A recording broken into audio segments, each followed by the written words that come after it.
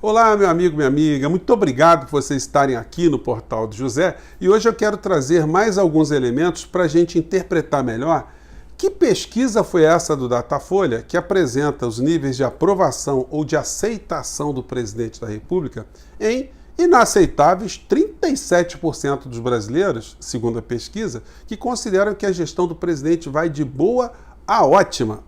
Bom, e tem mais nessa pesquisa. 52% dos brasileiros entendem que o presidente não tem responsabilidade nenhuma pelo morticínio que está acontecendo no Brasil, provocado pelo vírus, pela pandemia, né? Bom, se você está chegando agora, se inscreva no nosso portal, venha fazer parte aqui dos nossos papos todos os dias, mande seus comentários porque são sempre lidos, são importantes também, né? Muito. E dê o joinha, ative o sininho porque você ajuda o nosso portal a chegar em outras pessoas também. Então vamos embora. Gente, ontem quando eu estava lendo os comentários aqui no nosso portal, vocês mandam para cá, né? Eu fiquei observando que tinha muita gente que estava absolutamente estarrecida com a pesquisa que tinha sido publicada do Datafolha, que dava esses índices de aceitação do presidente de uma forma inaceitável para quem tem uma leitura mais crítica da realidade, né? O que está acontecendo com o Brasil? O que esses números apontam para o futuro? O que eles dizem em relação ao presente? O que isso significa para as nossas vidas daqui para frente, né? Vamos tentar aqui desvendar aqui alguns mistérios. Eu quero começar aqui primeiro com a pesquisa do Datafolha. O site do UOL hoje está reverberando essa pesquisa, falando aqui de outros aspectos, né? Mas, gente, é importante nós salientarmos que essas pesquisas feitas por telefone, embora elas tenham muita ciência, elas têm algumas explicações e elas têm um modo da gente poder interpretá-las de uma forma muito interessante. Em primeiro lugar, quando a pesquisa é feita oralmente, a pessoa te pergunta uma coisa, dependendo da forma como a pergunta é montada e as respostas também são organizadas, há uma indução na sua resposta, né? Então, se você perguntasse assim, você considera o Bolsonaro responsável pelas mortes aqui no nosso país? Bom, e a primeira resposta é não, ele não tem culpa nenhuma. Segunda, ele é um dos culpados, mas não o principal. Terceiro, é o principal culpado. Quarto, não sabe. Qualquer pesquisa feita assim, sempre haverá uma indução muito subliminar que a pessoa que está escutando a pergunta responda a primeira resposta. Bom, então a gente tem esse elemento, mas isso é uma coisa que está dentro de um campo mais subjetivo, é difícil a gente mergulhar nessa ciência de uma forma muito exata. Mas isso espelha o que para nós? Bom, aí vocês que já conhecem aqui o nosso portal, né, eu vou indicar esse livro do Noam Chomsky, que ele fala da mídia e ele explica coisas para a gente aqui muito interessantes que fazem com que a gente entenda o que está acontecendo, né? O Chomsky aqui, ele não cita o Hegel no livro dele, mas eu sempre digo para vocês aqui que o Hegel, pensador alemão, filósofo, dizia que a informação gera a ação e a desinformação gera a conformação. O que significa isso no nosso plano pessoal? Olha, você só age em relação à informação que você está recebendo. E a sociedade é a mesma coisa, ela é reprodução num aspecto mais amplo daquilo que tem no nosso emocional, da forma como a gente interpreta a realidade. Bom, se a gente pudesse usar como exemplo uma pessoa, é como se alguém tivesse doente, enfim, com o organismo já em vias de ter um grande colapso mais à frente, mas se essa pessoa não vai ao médico, não faz o exame, não faz nenhum tipo de leitura que está acontecendo, ela jamais vai se proteger.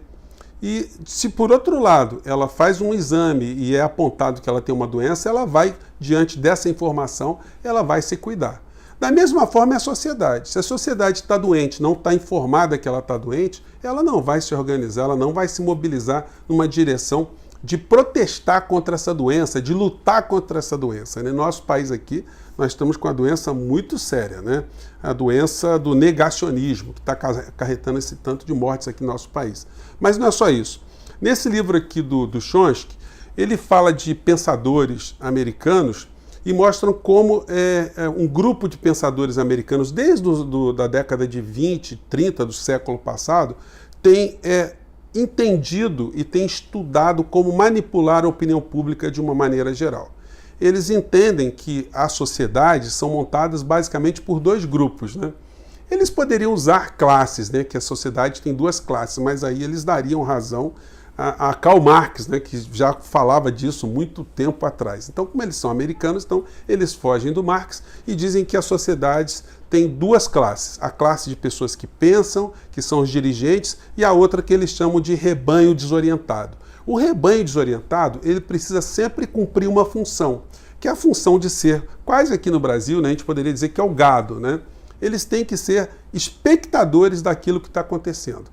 E quanto mais eles forem desinformados, ou as informações induzirem essa população ou esse rebanho numa direção, esse rebanho se manterá nessa direção. Ora por outra, segundo Walter Lippmann, no livro de Chomsky, essas pessoas do rebanho desorientado têm o direito de eleger um representante, que normalmente já está pré-estabelecido para eles terem a ilusão que estão tentando ou vão conseguir mudar alguma coisa.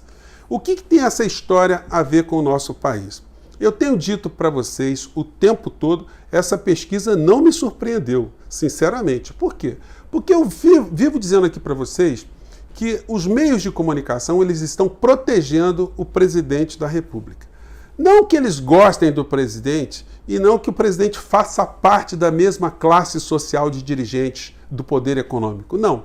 O Bolsonaro é um intruso, mas é um intruso funcional. Assim que ele estiver esgotando todas as possibilidades de ajudar esse sistema a se manter, ele será descartado. Por isso que eu digo a vocês que não será nenhuma surpresa, nenhuma coisa absurda, ele ser preso no final dessa história e as pessoas que estão próximas dele também. Agora, quando a gente fulaniza a questão, se a gente achar que o problema é só essa criatura abjeta, que é o presidente da República, a gente vai estar incorrendo no erro, porque o buraco é muito mais embaixo. O Bolsonaro, apesar de ter todos os defeitos que tem, ele tem um comportamento que é funcional. O que quer dizer isso? Ele funciona para manter o modelo econômico exatamente como o modelo econômico foi organizado para beneficiar classes sociais que estão no topo da pirâmide. Gente, nós não temos diferença nenhuma em relação aos escravocratas dos séculos anteriores, à elite brasileira dos dias de hoje. Os escravocratas lá de trás, se eles pudessem ter um governante que distraísse parcela da sociedade para eles manterem os seus negócios, manterem o seu acúmulo de capital, eles fariam a mesma coisa. Não há diferença ideológica entre as classes sociais escravocratas lá de trás das sociedades escravocratas ou nova escravocratas, né, dos tempos de hoje. Não temos absolutamente nenhum tipo de mudança moral ou mudança ética. Eles vão continuar a pisotear sobre os mais fracos enquanto eles puderem, de todas as formas. E aí eles têm muitos elementos. Então, a opinião pública, enquanto ela for desviada do foco, enquanto ela for mal orientada, mal formada, mal informada de que o presidente da República ele tem apenas um papel coadjuvante no meio dessa história, a percepção que se terá sobre o presidente da República é essa. Por que o presidente da República, diante dos nossos olhos, as pessoas que estão mais preocupadas com as informações do cotidiano, ele não sofreu impeachment, conforme eu digo para vocês sempre? Porque ele está sendo funcional. E isso hoje a gente pôde ver na entrevista do Rodrigo Maia, aqui na Folha de São Paulo, deixa eu ver se vai aparecer aqui, onde ele diz que ele negou a omissão, né, no impeachment e diz que se isso acontecesse, isso acarretaria a retirada do foco. As pessoas não estariam muito preocupadas ali com a Covid, se colocasse o impeachment na ordem do dia. Rodrigo Maia, o senhor é cúmplice desse genocídio, porque se o senhor tivesse colocado em pauta o impeachment do presidente da República, talvez a gente tivesse alguém mais civilizado. Talvez até o Mourão, com todos os defeitos, todos os interesses que ele representa, a gente talvez tivesse um número de mortos aqui no nosso país muito menor do que esses que o senhor ajudou a sepultar aqui no nosso país, né? E aí a gente precisa entender por que o Rodrigo Maia teve esse comportamento. Ele tem algum compromisso com o povo brasileiro? Bom, a gente precisa entender quem é essa figura politicamente, a quem ele está ligado, a que senhores ele está servindo, né? Como eu digo a vocês, a mentalidade escravocrata lá de trás para os dias de hoje não mudou. Os seus capachos, os seus lacaios e os seus capitães do mato, eles estão apenas reencarnados em outras figuras mais rechonchudinhas, mais bem apresentadas esteticamente, né? Com seus tecidos ali de cetim, de linho, mais reluzentes do que os tempos de antigamente. Rodrigo Maia é filho de César Maia, que veio do exílio para o Brasil, estava no Chile, veio para o Brasil. O Rodrigo Maia, inclusive, nasceu no Chile. O pai, um Durango Kid, com a mão na frente, outra atrás. Rodrigo Maia, sem nunca ter tido base política em absolutamente lugar nenhum, porque ele não é empresário, ele não é jornalista, ele não é apresentador de televisão, ele não é líder sindical, ele não era absolutamente nada. Como é que uma pessoa dessa se elege e a quem ele vai servir? Se você olha o patrimônio de Rodrigo Maia, e aí foi um negócio incrível, uma descoberta que eu fiz hoje, né? Eu já divulguei para vocês aqui a prestação de contas e a declaração de bens de muitos parlamentares, porque isso estava no site do TSE. Isso sumiu. Quando você vai fazer pesquisa agora sobre os bens dos políticos brasileiros, você recebe essa mensagem aqui. Atenção, acesso não autorizado. Eu, inclusive, já tinha colocado vários links aqui para vocês verem como essa gente tem um acúmulo de capital, né? E o Rodrigo Maia, que se elegeu deputado federal muito jovem, ele tem 2 apartamentos. Um aqui no bairro de São Conrado, de frente para a praia, um apartamento que normalmente é avaliado entre 3 milhões e 5 milhões de reais, 6, 7 milhões de reais, enfim. O pai dele também tem um apartamento ali também. É uma história aí que aqui no Rio de Janeiro deu o que falar, como é que eles conseguiram esses apartamentos, que o pai tinha vetado quando era prefeito, né, a construção do prédio. De repente o prédio é brotado ali e o prefeito e o seu filho passam a ser proprietários também de unidades nesses prédios aí, né? Uma história aqui no Rio de Janeiro que a gente pode esmiuçar em outro momento. Mas isso é só para mostrar o perfil da criatura. Além desse apartamento, ele tem outro apartamento, segundo a declaração no TSE, que já está apagada, né? Não consegui acessar. Aqui na Gávea, um apartamento que vale entre 2 e 3 milhões de reais também. Eu conheço alguns deputados federais que não conseguiram essa proeza ao longo da sua vida toda. Como é que é isso? O Rodrigo Maia ele pode criticar, por exemplo, o crescimento patrimonial dos bolsonaros? A serviço de quem está o mandato de Rodrigo Maia? Então isso explica porque o impeachment de Bolsonaro jamais foi colocado na linha de frente. O Rodrigo Maia ele tinha a obrigação moral de colocar esse processo de impeachment para ser, no mínimo, avaliado pelos deputados, para o povo brasileiro saber que deputado achava que Bolsonaro merecia sofrer um impeachment ou não. Então, gente, essas situações estão todas conectadas aqui no Brasil e a gente não deve se assustar se novas pesquisas mais à frente mantiverem os níveis de aprovação inaceitáveis do presidente da República, porque os meios de comunicação também são sócios nessa história. Falando em novos ricos, né? Vamos lembrar também que o senhor Roberto Marinho, dono da Rede Globo, criador da Rede Globo, veio de Niterói outro dia para o Rio de Janeiro também sem nenhum centavo no bolso. Como é que pode um homem desse ter montado uma emissora de televisão duro e o dinheiro veio de 2 empresas norte-americanas, do Grupo Time e do Grupo Life, logo após, quando aconteceu o golpe militar de 64, como é que pode os filhos de Roberto Marinho terem fortunas hoje de mais de 20 bilhões de dólares cada um? São 3 os filhos de Roberto Marinho. Então isso explica como essa gente foi acumulando dinheiro, fazendo negócios e manipulando a opinião pública sempre para protegerem os seus negócios, como diz Noam Chomsky e o Walter Lippmann também, né?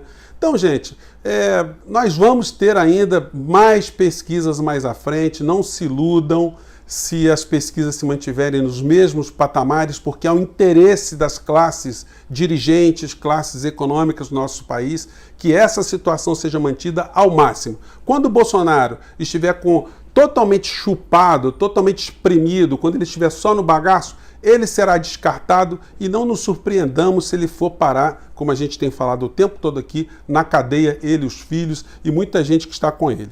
Nesse capítulo a gente não pode deixar de falar das figuras bizarras que vão aparecendo, né? Isso aqui é o coronel do Exército, aliás, o coronel das Forças Especiais, né, do Exército, e ele virou número 2 no Ministério da Saúde. E ele fez uma aparição bizarra. Eu peguei só um trechinho para vocês aqui. Vamos pegar aqui para a gente comentar. Vamos lá. Fala, filho. O presidente Bolsonaro não mede esforços e vem se dedicando exaustivamente aos trabalhos para garantir o acesso a uma vacina segura e eficaz. Bom, não vou nem colocar muito, né? Então, são as tais fake news que o Bolsonaro, a turma dele vão espalhando, com a omissão dos meios de comunicação que não contestam nenhuma dessas questões, os negacionismos, as mentiras que Bolsonaro diz, que sobre a cloroquina, sobre isolamento, isso não é colocado de uma forma direta. As pessoas que são vitimadas por conta da Covid, elas não apontam, nunca citam o nome do presidente da República, você não vai ver em nenhum momento a citação. Gente, está caindo um negócio aqui, mas vamos continuar aqui. Vocês nunca vão ver o nome do presidente da República citado diretamente. Se não é citado, ele não é lembrado. Se não há uma relação entre o comportamento dele e o caso letal aqui no nosso país, ele vai continuar com esses níveis aí.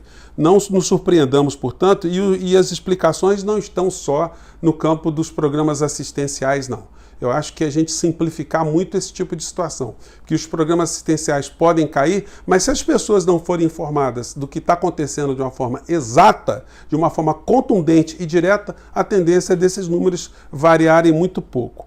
E só para registrar, né, enquanto aqui no Brasil há essa patifaria, alguém que fica dizendo que o presidente está lutando pela vacina, nos Estados Unidos, o governador de Nova York, aliás, o prefeito de Nova York, deixando de lado as suas diferenças com o Trump, acabou de presenciar, de patrocinar ali, ele que é do Partido Democrata, partido de oposição ao Trump, a primeira dose de vacina, estava ali na cerimônia, né, de uma enfermeira nos Estados Unidos. Não vai dar para colocar, porque senão o nosso vídeo vai ficar muito grande, mas eu vou colocar na descrição do vídeo, isso para mostrar para vocês que o combate à pandemia não pode ser amesquinhado por pessoas que são verdadeiros boçais irresponsáveis, né? Mesmo nos Estados Unidos, o negacionista mor deles lá está dando o braço a torcer e agora está jogando todo o empenho nesse resto de mandato que ele tem, né,